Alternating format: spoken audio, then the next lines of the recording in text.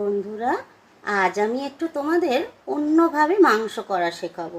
তোমরা তো অনেক রকম মাংস খেয়েছো।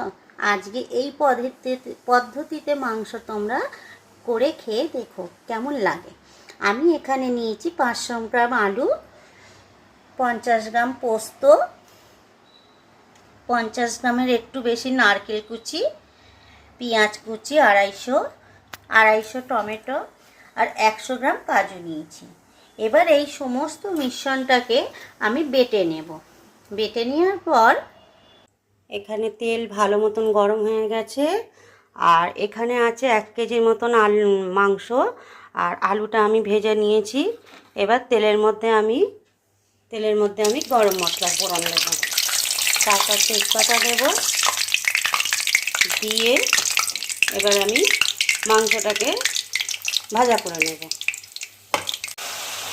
মাংসটা ভাজা হয়েছে, মোটামুটি ভাজা হয়ে গেছে। আর আগে থেকে গরম মশলা ফোড়ন, তেজপাতা ফোড়ন দিলে মাংসটায় যেহেতু আমরা পেঁয়াজ রসুন আদা দিচ্ছি না, সেই জন্য আঁশটা গন্ধটা কেটে যাবে। মোটামুটি ভাজা হয়ে গেছে। এবার আমি সমস্ত মশলা যে বেটেছিলাম সেই মশলা বাটাটা আমি দিয়ে দেবো। কাজু বাটাটা, পেঁয়াজ বাটা, যা যা মশলা আমি দেখিয়েছি আগেতে, সেই সমস্ত মশলাগুলো আমি দিয়ে এবার ভালো করে কষাবো। মশলাটা খুব ভালোভাবে কষে গেছে, তেল ছেড়ে গেছে।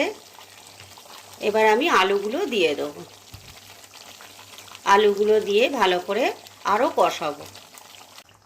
এই যে আমাদের মাংস প্রায় শেষের মুখে। আমি 2 চামচ লঙ্কার গুঁড়ো দিয়েছি।